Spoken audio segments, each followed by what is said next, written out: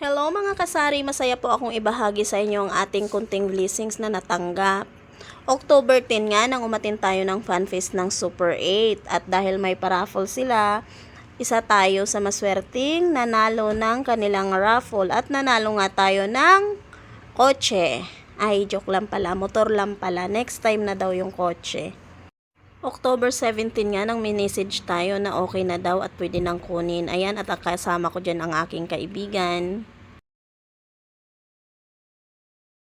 At dahil tayo nga ang naunang mag-claim, ay mamimili tayo ng kulay.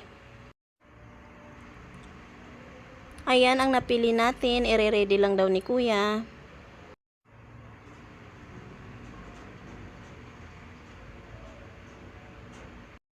Ayan nga, tuwang-tuwa pa nga ako dyan. Akala mo naman marunong na magmotor. Ayan, magsasign lang tayo ng mga ibang docs at for dago na yan. Mga kasari, ako naniniwala ako na maging mabuti lang tayo, no, at si Lord na ang bahala. Dapat lagi tayong thankful sa mga blessings na dumadating sa atin, malaki man yan o maliit. Ayan, explain lang ni Sir ang mga dapat gawin at okay na yan, pwede na nating dalhin. Yung kaibigan ko nga magdadrive pa uwi kasi nga hindi pa kami marunong.